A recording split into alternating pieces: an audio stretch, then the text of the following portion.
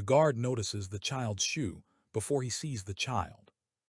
It's tucked beneath a corridor bench where it shouldn't be, laces knotted tight, as if hidden in a hurry. Prince Louis stands nearby, perfectly still, one socked foot on cold stone. No aid reaches for him. No instruction comes through the earpiece.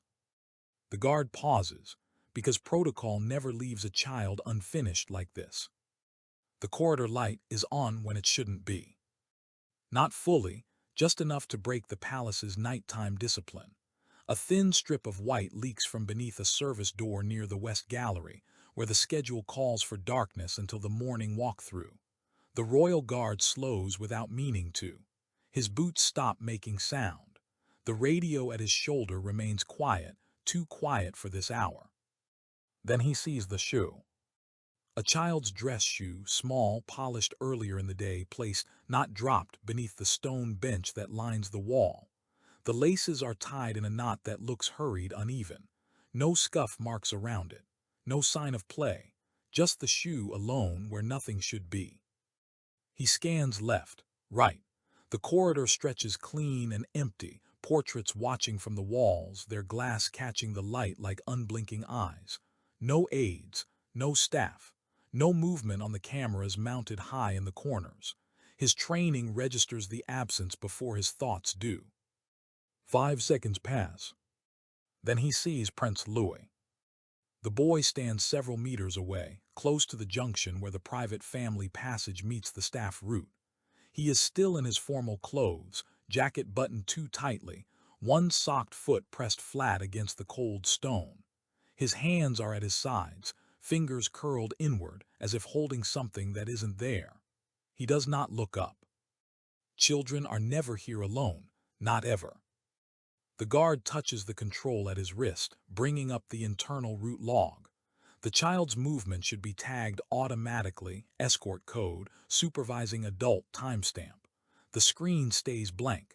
No active assignment, no deviation alert, as if the system believes this is normal. It is. Protocol is clear. Observe, report, wait for instruction. The guard's mouth opens slightly, ready to call it in. His thumb hovers over the transmit switch. In that fraction of a second, Prince Louis shifts his weight. The sock slides on the stone. The boy steadies himself without lifting his head. The guard lowers his hand. He moves forward, slow, measured, so his shadow reaches the child before his voice does. "Your Highness," he says quietly, not a question, not an order. No response. Up close, the guard notices details that don't belong. The faint redness around the boy's wrist, as if a watch or bracelet had been removed recently. The way his jacket sleeve sits twisted, button fastened wrong. The absence of the small aid badge Louis sometimes wears during longer walks, removed deliberately. "Where is your escort?" the guard asks. Prince Louis shakes his head once. Not refusal, just absence. The guard glances back toward the shoe. A missing shoe means haste or instruction. Children don't remove one shoe and stop unless they are told to wait, or told not to move. The guard feels the pressure rise behind his eyes, the familiar warning that comes when instinct begins to outrun protocol. His radio crackles suddenly, a clipped voice controlled. "Unit 7, report, your pace has slowed." Someone is watching the timing. The guard answers without taking his eyes off the child. Minor obstruction, resolving. It is not a lie, it is not permission. He steps closer and lowers himself to one knee, keeping his movements within the bounds of formality. "We're going to adjust your route," he says, calm, factual, "just for a moment." Prince Louis finally looks up. His eyes flick past the guard's shoulder toward the corridor behind him, toward the darkness. A door clicks somewhere out of sight. The guard straightens, heart rate steady but elevated, and places himself half a step between the child and the sound, just enough to block the line of sight without making it obvious. He keys the radio again, this time switching channels manually, off the standard loop. Before he can speak, a different voice cuts in, softer, political. Stand by, guard. Do not move the child. The guard freezes, caught between instruction and what is already happening in front of him. The guard does not turn when the instruction comes through again.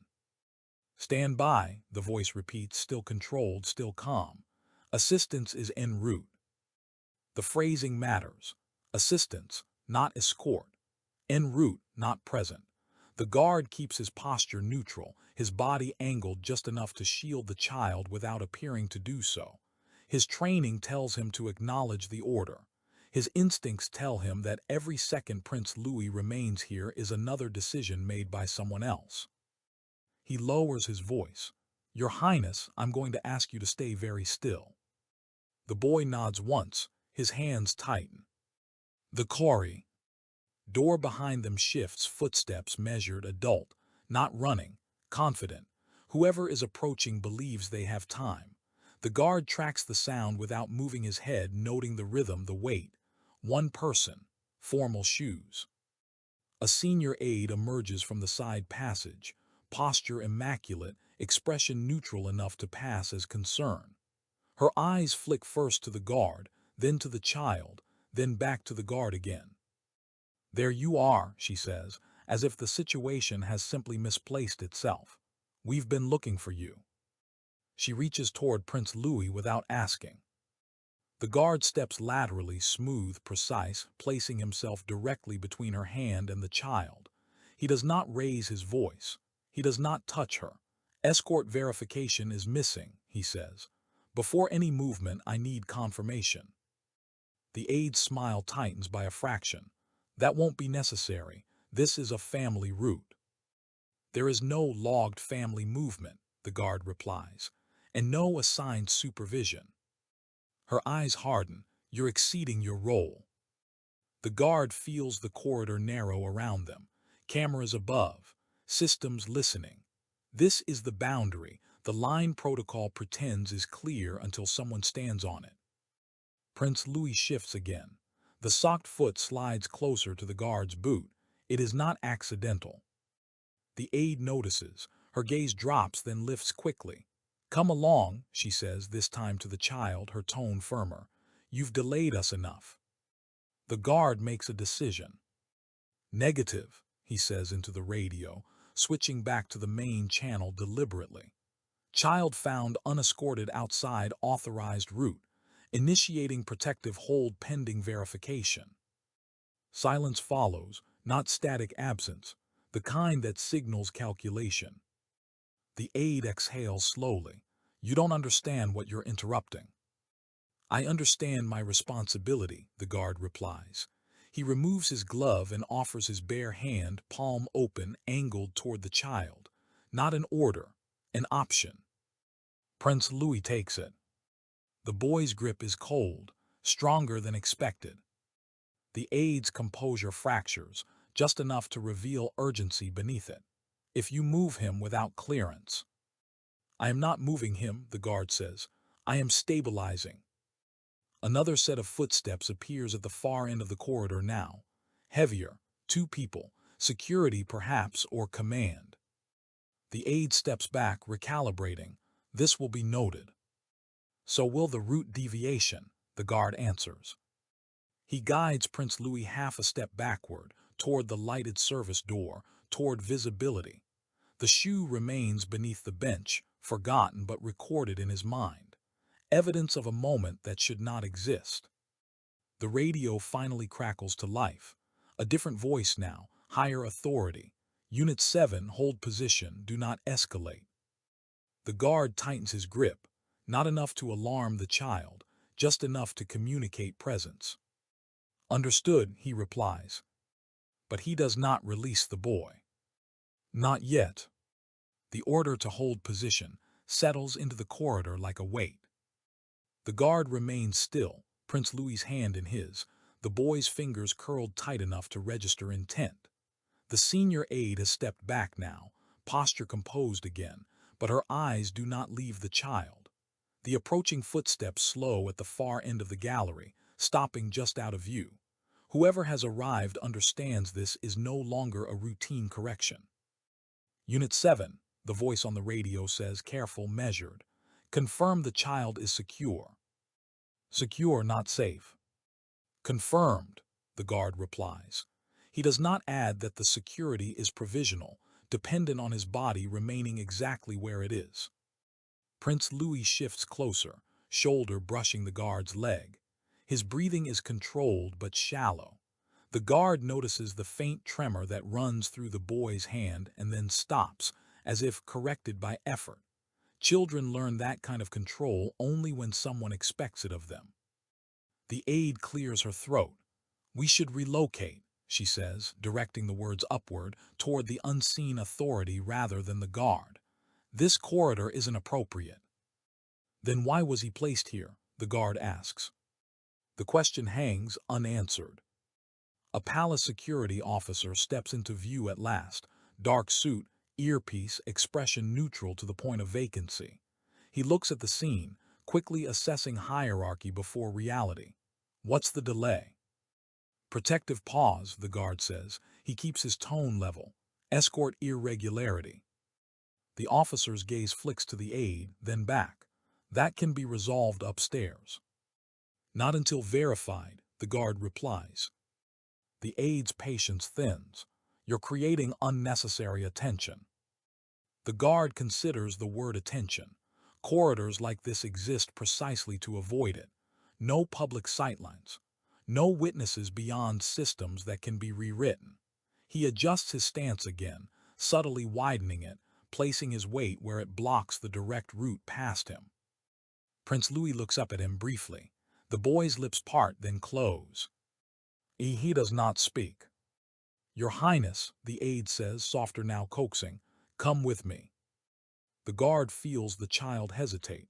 That hesitation is enough. No movement, the guard says, not until a verified escort is present. The radio clicks. Unit 7, you are instructed to disengage. The word disengage is deliberate. It implies contact where none is supposed to exist. The guard does not answer immediately. He looks down at Prince Louis instead. Are you hurt? He asks quietly. The boy shakes his head once, then after a moment shakes it again, smaller. The aide notices the exchange. Her jaw tightens. This conversation is inappropriate. The guard finally responds into the radio. Negative. Child indicates distress. Protective presence maintained. Another silence, shorter this time, sharper. This will be reviewed, the voice says. I understand, the guard replies. The security officer shifts his stance, uncertain now which instruction carries weight. He does not move closer. That, too, is a decision. The guard feels the pressure increase, not loud, not dramatic, but precise. He is out of alignment with protocol and everyone knows it. The system has begun to notice. From the corner of his eye, he sees a camera above the service door rotate slightly, correcting its angle. Recording. He guides Prince Louis another half step toward the light, toward the door that leads to staff areas, where movement is logged more strictly. The aide notices immediately. You're exceeding authorization, she says, sharper now. Yes, the guard replies without apology. A new sound cuts through the corridor then, the distant chime of a lift arriving on this floor. Doors opening. More people about to enter the equation. Prince Louis tightens his grip again. The guard does not let go. The lift doors open with a soft mechanical sigh. Two figures step out, both senior, both composed. One wears the insignia of Internal Security Command. The other carries no visible rank at all, which makes him more dangerous. They take in the corridor in seconds. The child, the guard, the aide, the stalled geometry of authority. The man without insignia speaks first. Explain. The aide answers immediately. A minor deviation, being corrected. The guard does not interrupt. He waits for the question to reach him because it always does. Unit 7, the man asks. Child found unescorted, the guard says. Route unassigned, no verification available, protective hold initiated. The word initiated lands hard. It implies a beginning, not a pause. The man's gaze drops to Prince Louis, not unkind but distant, assessing risk, not comfort. Is that accurate? He asks the aide. The aide's reply is careful. The situation is being exaggerated. Prince Louis's grip tightens again. His knuckles blanch. The guard feels it and adjusts his hand slightly, a small grounding pressure. The boy exhales, controlled. The guard speaks before permission is granted. The child removed a shoe, left it concealed. He was instructed to wait without supervision. Silence. That detail does not belong to exaggeration. The man without insignia glances at the bench. Is that correct? He asks. The aide hesitates only for a fraction, but the pause is enough. Children do unpredictable things. Not like that, the guard says. His tone remains flat. That was compliance, not play. The internal security commander clears his throat. This is becoming inappropriate. It already was, the guard replies. A line has been crossed now, not dramatically, administratively, the kind that ends careers quietly. The man without insignia considers the child again. Why was he here? The aide steps in. That information isn't relevant at this level. The man turns to the guard. Release the child. The guard feels the weight of the command press against his shoulders. He could comply. He could step aside. Protocol would close around the moment and erase it. Instead, he says, I can't. The word is not defiant. It is factual. The security commander stiffens. You're refusing a direct instruction. I'm maintaining protective duty, the guard answers, until verified escort is present. Another decision, another record created. The man without insignia studies him for a long moment. Then he nods once, almost imperceptibly. Very well. The aide reacts sharply. You can't be serious. We'll resolve this cleanly, the man says. Transfer the child to a monitored space. 2 guards, logged movement. The aide's face drains of something, not color but certainty. The guard feels the shift immediately. Power has moved not far but enough. He guides Prince Louis toward the service door. The boy follows without resistance. As they pass, the aide speaks under her breath, meant only for the guard. This will cost you. The guard does not answer. Inside the service corridor, the light is brighter.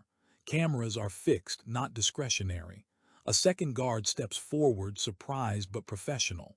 The trans. Fur is recorded, time-stamped, immutable. Prince Louis releases the guard's hand only when seated. He swings his socked foot once, then stills it deliberately. The guard retrieves the abandoned shoe himself. He logs it as evidence. Behind them, doors close, voices lower, decisions are deferred upward. The boundary has been crossed, and it will not be forgotten.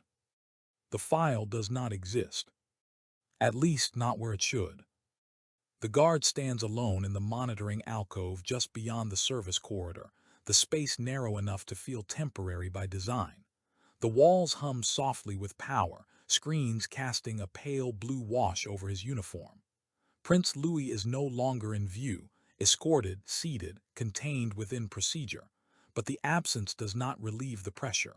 It sharpens it. He scrolls through the movement log again. Time stamps align. Roots appear intact. 2 intact.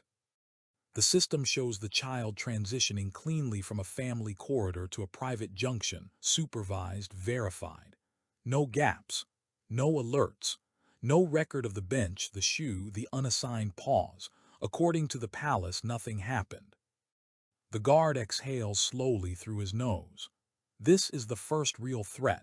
Not the aid, not the instruction, but the system itself behaving incorrectly. He switches feeds, pulling raw camera angles instead of the curated sequence. One view stutters briefly before stabilizing. Another resets its clock by less than a second. The kind of correction most people never notice. The kind that only exists when something has been overwritten. A technician would call it routine maintenance. A guard calls it intent. Footsteps pass outside the alcove. He minimizes the display automatically, posture unchanged. No one looks in. That too is noted. Normally, after an incident, supervision increases. Right now, the palace is pretending nothing requires attention. The guard reopens the feeds and isolates the corridor where he found the shoe. The camera angle is slightly different now, tilted away from the bench. The rotation is subtle, justified as optimization, but it removes the exact location where the child stood. He marks the discrepancy without labeling it. Flags attract review. He does not want review yet. Instead, he opens the vehicle access log. The child was not supposed to be near a vehicle route at all, but the junction he stood beside feeds into a service loop that intersects briefly with private transport bays. The guard filters entries by proximity and time. One entry stands out. A vehicle cleared through the inner gate 3 minutes earlier than scheduled. Authorization valid. Passenger designation redacted. Redacted entries are rare at this hour. He checks the override signature. It belongs to an office, not a person. That makes accountability diffuse. Safe. The guard's radio clicks softly, status check from Central. He responds with a standard acknowledgement without breaking concentration. His heart rate remains even. This is not adrenaline territory. This is controlled escalation. He pulls the access record and stores it in a temporary buffer disguised as routine audit data. Not copied, not yet, just held. He knows better than to extract too early. Systems notice extraction. A sound reaches him through the wall, raised voices, controlled but tense, authority negotiating with itself. He shifts position slightly and catches a reflection in the darkened screen. His own face, impassive, eyes steady. He has crossed another boundary now, one not covered by instinct. This is deliberate. The door to the alcove opens without warning. A senior technical officer steps in, tablet in hand, expression neutral. "Running diagnostics?" he asks. "Yes," the guard replies. The officer glances at the screens. "You won't find anything useful there." The statement is too confident. "Understood," the guard says. The officer hesitates, then adds, "Some logs are above your clearance." "I'm aware," the guard replies. The officer nods, satisfied or deciding to be, and leaves. The guard waits a full 10 seconds before moving again. Then he copies the access record. Not to the system, to himself. As he completes the action, a new alert appears, an internal notice of review authorization pending. Someone has noticed activity. The window is closing. He locks the buffer, commits it to secure memory, and powers down the terminal. Outside, footsteps return, heavier now. This part of the palace is no longer quiet. The corridor outside the alcove fills with movement that sounds purposeful without being hurried. Shoes placed carefully, voices kept low. The palace is adjusting its posture. The guard steps out just as two internal security officers approach from opposite directions. They stop when they see him, spacing themselves with unconscious precision. Neither blocks his path. That would be too obvious. "Unit 7, one says. "Command wants a status update." "Provided," the guard replies. "Protective incident resolved, child transferred." "That's not WH. At they're asking about," the other officer says. "They're asking about system access." The guard meets his gaze. "I conducted a routine verification following an irregularity."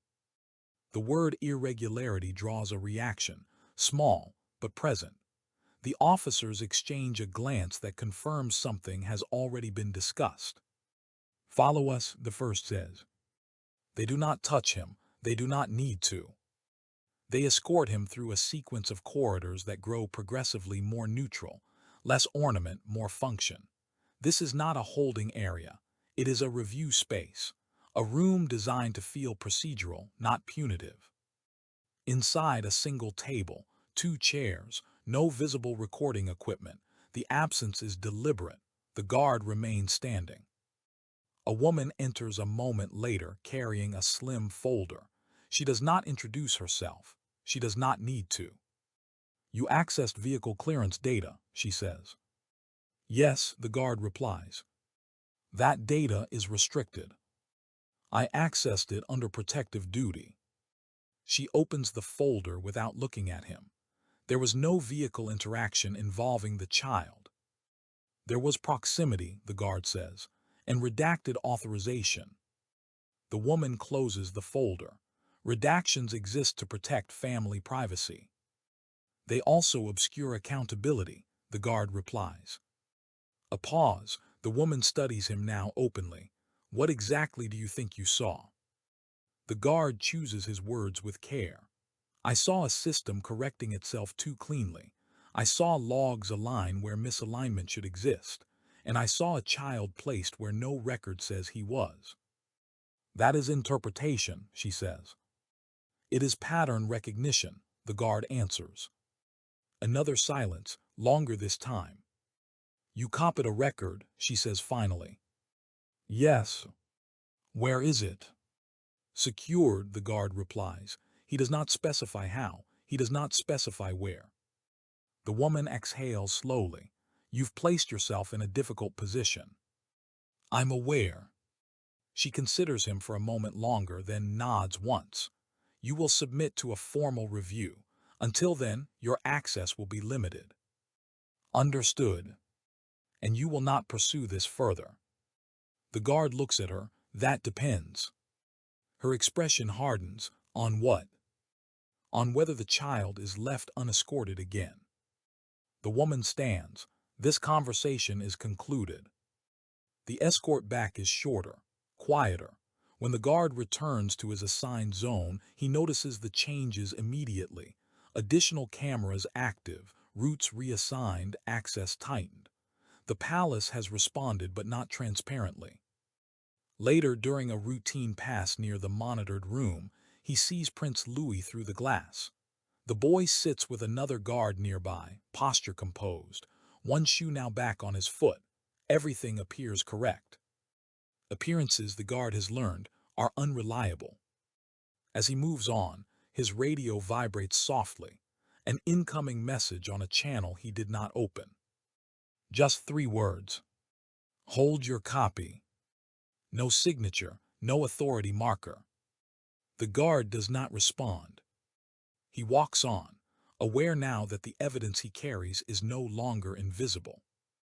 And neither is he. The transfer order arrives without ceremony. No verbal briefing, no written justification, just a silent update in the roster system that places the guard's identifier beside a new duty block, Child Protective Detail, Temporary Assignment. The word temporary sits there like a warning. He reads it once, then again. Prince Louis is scheduled to move locations within the palace, routine on paper, unremarkable in isolation.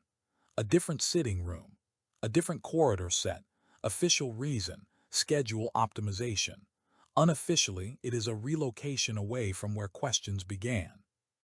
The guard reports to the designated junction 5 minutes early. The corridor smells faintly of polish and old stone, the temperature slightly lower than the public wings. He positions himself where the route narrows, where movement must slow. 2 other guards are already present, both junior, both careful not to ask questions. Their eyes flick briefly to his, then away. The child arrives with minimal notice. No procession, no announcement, just Prince Louis stepping through a side door with an aide close behind, hand hovering near his shoulder without touching. The boy's posture is composed, practiced. His shoes are both on now, polished again, as if someone has tried to erase the earlier detail. The guard notes that the aide is not the same one from before. Protective detail confirmed, the aide says brisk. The guard checks his wrist display. Escort verification. The aide produces it immediately this time. Clean, proper, logged. Too proper. Prince Louis glances at the guard as they pass. Just a look. No signal. But the guard sees it, the brief tightening around the eyes, the controlled stillness returning. Whatever happened earlier has not been resolved for the child. It has been managed. They begin moving.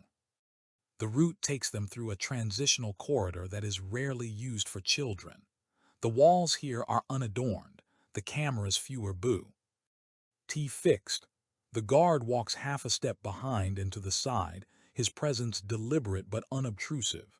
He feels the weight of attention again, not from the child but from the system. Halfway down the corridor, his radio vibrates once.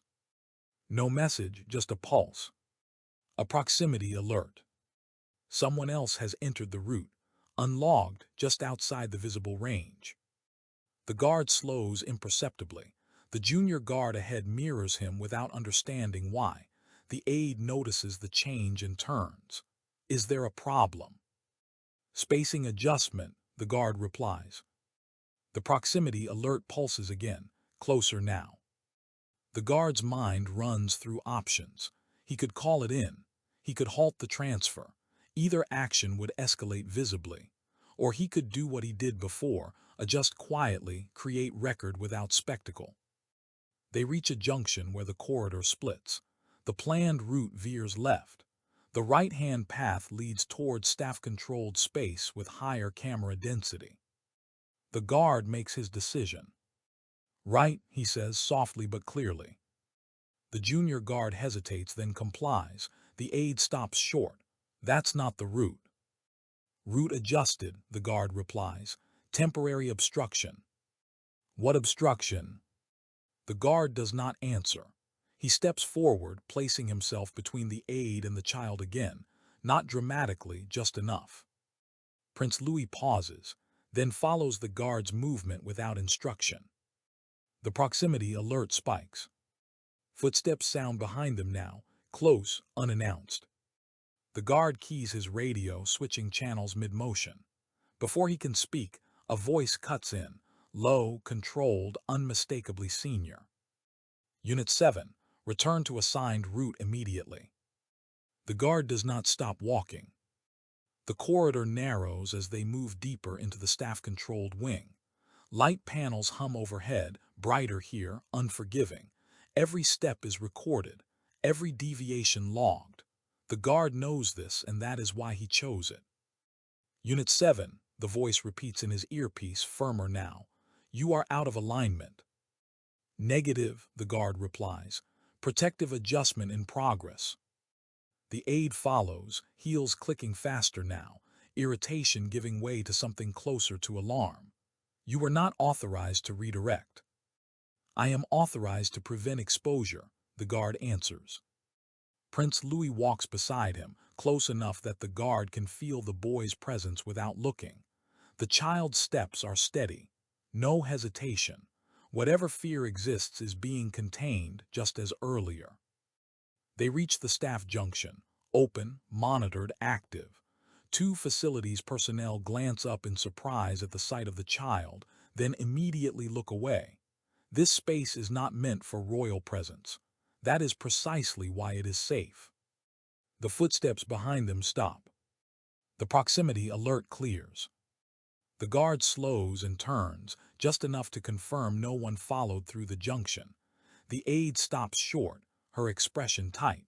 This will be recorded as insubordination. Then it will be recorded accurately, the guard replies. A second senior figure enters the space from the opposite side. A man from internal operations, eyes sharp, movements economical. He looks from the child to the guard and understands the problem instantly. This isn't the plan, he says. The plan is incomplete, the guard replies. The man studies Prince Louis for a moment, then nods slightly. Proceed, 5 minutes only. The aide opens her mouth to protest. The man raises a hand. She stops. They complete the transfer in silence. The new room is smaller, plainer, clearly temporary. No soft furnishings. 2 exits, cameras visible and active. A second protective guard takes position inside, posture alert. Prince Louis sits when directed. He does not remove his shoes. The guard kneels briefly, just enough to be at the child's eye level. "You'll stay here for a short time," he says. "You're safe." The boy nods once. He does not speak. The guard stands and steps back. The door closes. The lock engages audibly. Outside, the aide rounds on him. "You've complicated matters unnecessarily." "I've documented them," the guard replies. The man from operations regards him thoughtfully. "You're accumulating attention." "Yes," the guard says. "That rarely ends well." "I'm aware." The man lowers his voice. "Why?" The guard considers the question. "Because the child followed me without being told." That is all he says. Later, as the guard returns to his assigned post, his wrist display updates again. His access is further restricted, his patrol zone narrowed. But one thing remains unchanged. Prince Louis's location is now logged, visible, and locked behind proper authorization. The quiet transfer has succeeded, and the palace, in response, has begun to close around the guard. The request does not come through official channels. There is no summons, no escort detail reassignment, no change to the guard's narrowed patrol zone. Instead, a single line appears on his wrist display during a routine position check. "Stand by, remain available." No origin marker, no priority code. The timing alone is enough. He waits. The palace settles into its evening rhythm, doors closing softly, staff thinning, the quiet precision that follows public hours. The guard remains where he is told, posture unchanged, senses tuned to deviations. His access remains restricted, his presence tolerated, not trusted. The call comes 27 minutes later. A voice he does not recognize at first, controlled and direct. "You are to report to the East Study, alone." No rank is stated, none is needed. The route to the East Study bypasses the ceremonial spine of the palace. It moves through older corridors, narrower, less observed. The guard notes the absence of aides as he approaches. This meeting is being contained. He stops outside the door, waits. "Enter," a voice says from within. The room is lit low, lamps placed for function rather than comfort. Prince William stands near the window, jacket off, sleeves rolled just enough to suggest work rather than formality. He turns as the guard enters, his expression neutral but focused. "Close the door," William says. The guard complies. For a moment neither speaks. The silence is not hostile, it is evaluative. "You initiated a protective hold today," William says finally. "Yes, sir." "You redirected a transfer." "Yes, sir." "You accessed restricted logs." "Yes, sir." William nods once, absorbing the confirmations without visible reaction. "Why?" The guard answers without embellishment. The child was placed unsupervised in an unassigned corridor. System records were altered to remove that fact. William's gaze sharpens, not dramatically but precisely. "Altered by whom?" "I cannot say," the guard replies, "only that the changes were intentional." William walks to the table and sits, folding his hands. "And the child?" "Distressed," the guard says. "Controlled, compliant beyond what is appropriate." William looks down briefly, then back up. "What did you recover?" The guard pauses. This is the moment where careers end or truths move forward. He removes a small data wafer from an inner pocket, not standard issue, not marked, and places it on the table between them. "Vehicle clearance log," he says. "Redacted passenger authorization. Timestamp conflicts with the official record." William does not reach for it immediately. "You understand the implications of presenting this to me directly?" "Yes, sir." "And that you have bypassed multiple layers of command?" "Yes, sir." William finally picks up the wafer. "Why come to me?" The guard meets his eyes, because the system corrected itself too quickly, and because the child followed me without being told. William holds his gaze for a long moment. Then he nods once. "Stay available," he says. "Do not discuss this with anyone." "Yes, sir." As the guard turns to leave, William speaks again. "One more thing." The guard stops. "If you are wrong," William says carefully, "this will be contained." "And if I'm not," the guard replies. William does not answer. The guard exits the room knowing the weight has shifted, not resolved, not lifted, but transferred upward. Behind him, the door closes softly. And for the first time since the corridor, the silence feels watched. The corridor outside the east study feels different on the way out. Not quieter, more deliberate. The guard senses it in the spacing of footsteps somewhere beyond the walls, in the way doors that were once neutral now feel selectively closed. He walks back along the approved route, posture unchanged, as if nothing has happened. That is the first rule after crossing a line: behave as though you have not noticed. His wrist display remains dark, no instructions, no reprimand, no reassurance. That absence confirms the meeting mattered. By the time he returns to his assigned zone, the palace has shifted into late-night protocol. Fewer staff, more security, the kind of environment where deviations are easier to spot and harder to explain. He resumes position near a secondary junction, one that gives him indirect sightlines toward the staff wing where Prince Louis was transferred earlier. He does not expect to see the child again tonight. That expectation proves incorrect. A controlled movement appears on the internal feed, small, authorized, deliberately narrow. Prince Louis is being relocated again, not officially announced, not marked as a full transfer. A temporary adjustment, the system says. The guard feels the pressure return immediately. He checks the escort identifiers. 2 guards this time, properly logged. A senior aide he recognizes but has not interacted with before. The route is different, longer, less exposed, designed to avoid repeat observation. The child's file remains locked. The guard does not move, he watches. The escort passes through the junction without incident. Prince Louis walks in the center, hands at his sides, expression neutral. He does not look around. He does not look back. The guard recognizes the posture, compliance reinforced by correction. Minutes later, the guard's radio vibrates. A message short, no sender.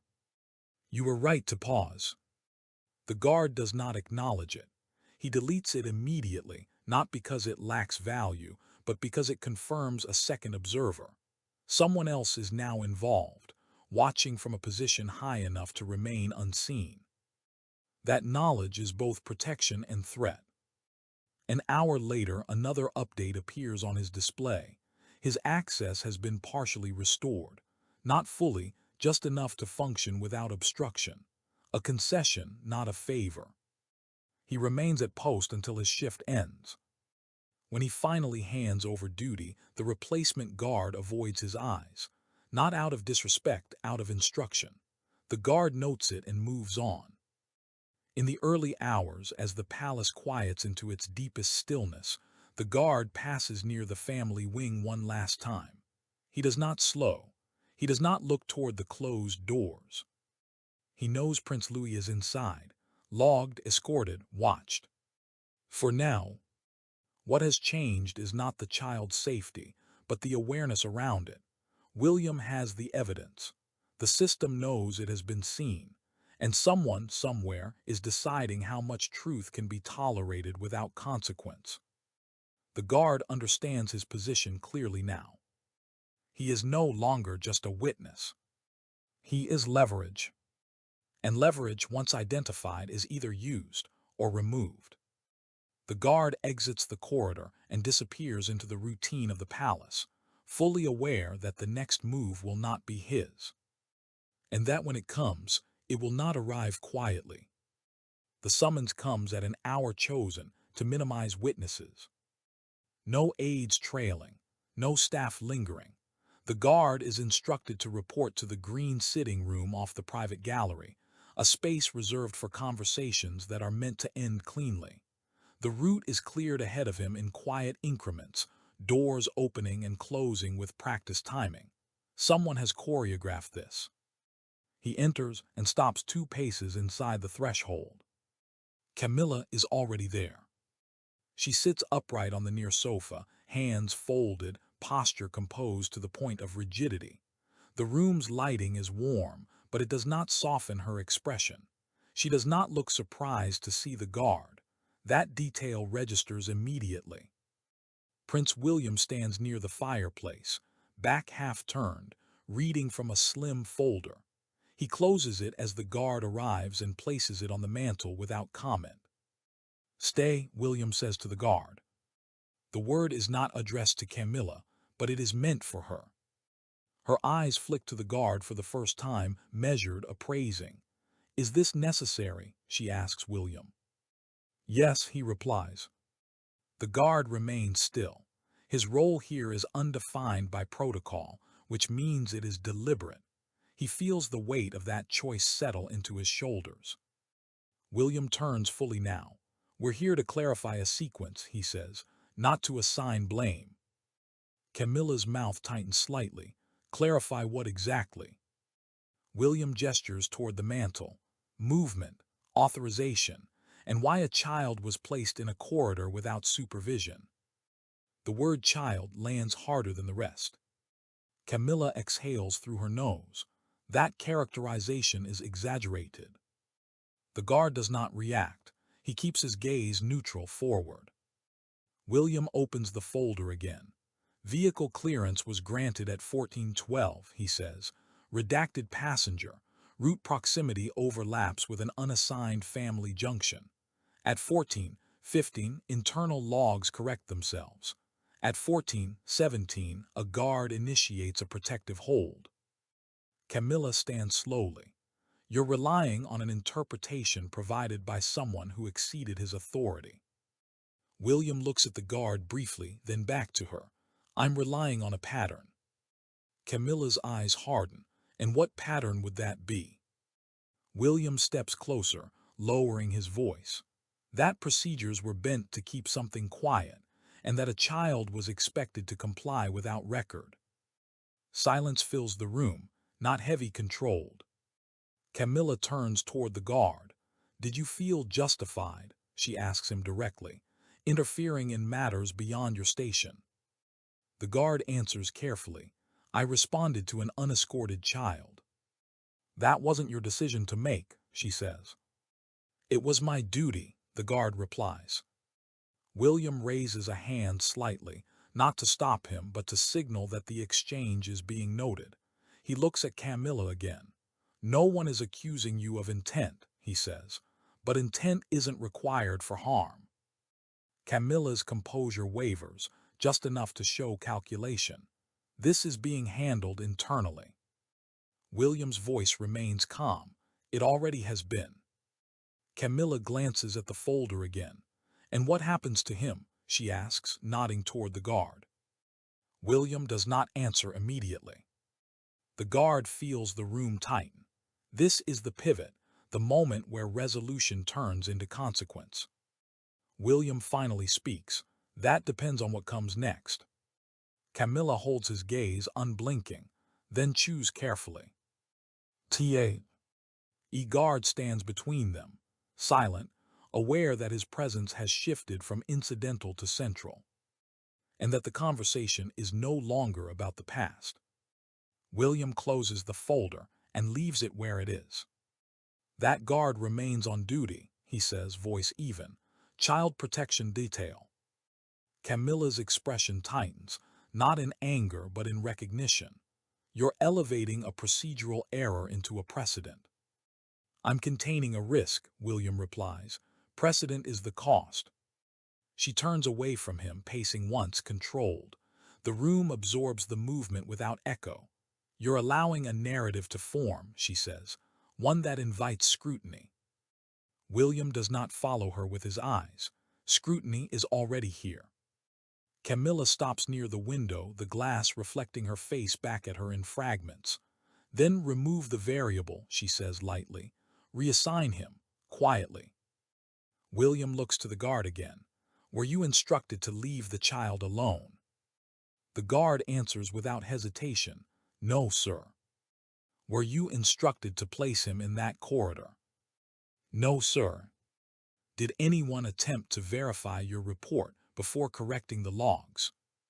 The guard pauses just long enough to be accurate. No, sir. William nods. That's sufficient. Camilla turns back. You're making this personal. William's voice stays level. I'm making it bounded. She studies him for a moment longer, then exhales. If you proceed this way, you will force adjustments higher up. Then they should be made, William replies. The silence that follows is different now, final, not evaluative. Camilla gathers herself, smoothing her jacket, composure returning like armor. Very well, she says, but understand this, containment works both ways. She looks at the guard again. You will find that visibility has consequences. The guard meets her gaze and says nothing. Camilla leaves without another word. The door closes behind her with a soft, deliberate click. William remains where he is for a moment, eyes unfocused. Then he turns to the guard. You did what you were supposed to do, he says, and more than you were permitted to do. Yes, sir, the guard replies. William's mouth tightens briefly. There will be an official reprimand, formal, on record. I understand, the guard says. And an unofficial reassignment, William continues. Limited exposure, direct reporting. Yes, sir. William studies him.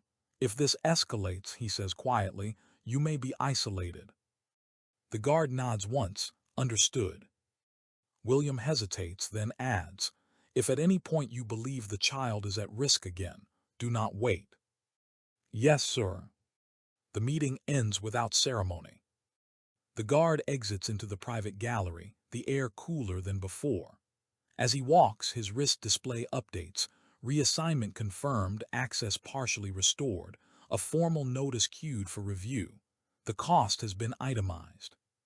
He returns to his post with the same posture he always carries, but the palace has changed its behavior around him. Doors hesitate, conversations lower, routes adjust when he appears. Later, during a routine pass, he catches a glimpse of Prince Louis through a distant doorway, seated, supervised, expression neutral. The child does not look up. The guard keeps walking. He understands now that the confrontation has not resolved the problem. It has defined the lines. Power has been acknowledged. Risk has been redistributed. And the next move, whoever makes it, will be quieter. But not kinder. The reprimand is delivered at 0640, precisely timed to avoid witnesses. No office, no table, just a standing review in a narrow administrative corridor where sound does not carry and decisions are meant to feel procedural rather than personal. The guard stands at attention while a senior officer reads from a screen held at chest height. The language is clean, clinical, deviations noted, judgment questioned, outcome determined. Formal notice, the officer says, on record. Yes, sir, the guard replies. There will be no further action at this time. At this time, the phrase is a placeholder. The notice appears on the guard's wrist display seconds later. Logged, immutable. It will follow him quietly, surfacing whenever leverage is required. Immediately after, a second update arrives, unannounced, unofficial. Assignment confirmed.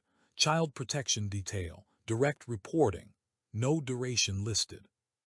The guard understands the structure instantly. He is being narrowed, not removed, positioned where visibility is highest and tolerance is lowest. He reports to the new post before being told to do so. The space is different from the rest of the palace. Cleaner lines, fewer adornments, cameras fixed and openly visible. There is no illusion of privacy here, only oversight. Two other guards are already present, both experienced, both carefully neutral in their acknowledgement of him. Prince Louis is brought in shortly after. The child's arrival is quieter than before. No aid reaches for him. No unnecessary instruction. He walks under. Supervision, posture correct, face composed. The guard notes the improvement immediately, not relief, but containment refined. As the boy takes his seat, a new rule is enforced without announcement. No one leaves the room without replacement coverage. Not aides, not guards, not the child. Protocol has shifted. The guard watches it happen in real time. The way movements are logged more precisely. The way questions are asked before actions rather than after. None of it is attributed to the earlier incident. None of it needs to be. During a routine check, the guard notices a small addition to the system interface. A new verification step for child movement. Mandatory dual authorization. The change is subtle, framed as optimization. It is not optional. He logs the observation mentally and says nothing. Later, a senior aide he has never met approaches the threshold of the room and stops short, waiting for acknowledgement before entering. That hesitation is new. It did not exist yesterday. The guard nods once. Access granted. The aide steps inside carefully, conducts her task, and leaves without lingering. No attempt at conversation. No quiet warning. The boundary holds. During the afternoon, the guard receives a message through his direct channel. Official, unsigned. Procedures updated. Compliance expected. He reads it twice. There is no mention of the child, no reference to the corridor, no acknowledgement of the cost that produced the update. That night, as the palace transitions into low-activity mode, the guard walks the perimeter of his narrowed assignment. Prince Louis sleeps under supervision. The logs remain clean. The systems behave correctly. On the surface, the problem appears resolved. But resolution is rarely the same as accountability. The guard pauses briefly near a terminal and notices something else, a removal.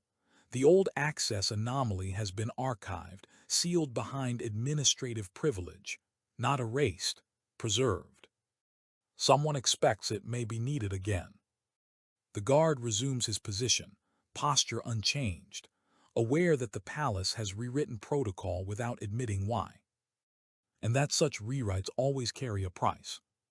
The change becomes visible in small, disciplined ways. A guard assigned to the outer ring pauses before logging Prince Louis's movement and corrects a time entry before submission. An aide requests authorization twice instead of once. A corridor light that once remained dim during transfers now comes fully on. None of it is announced. None of it is explained. The palace is teaching itself new habits.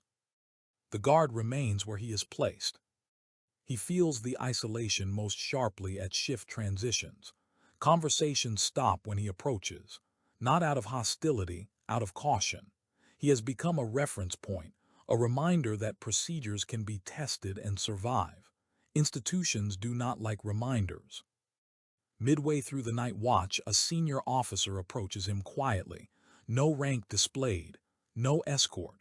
"You've been effective," the officer says, tone neutral. That tends to attract attention. "I'm aware," the guard replies. "Some of it won't be friendly." "I'm aware." The officer nods once and leaves without adding anything else. The exchange is brief, deliberate, and recorded nowhere. Near dawn, the guard observes Prince Louis being escorted past the threshold again. Routine movement, dual authorization confirmed.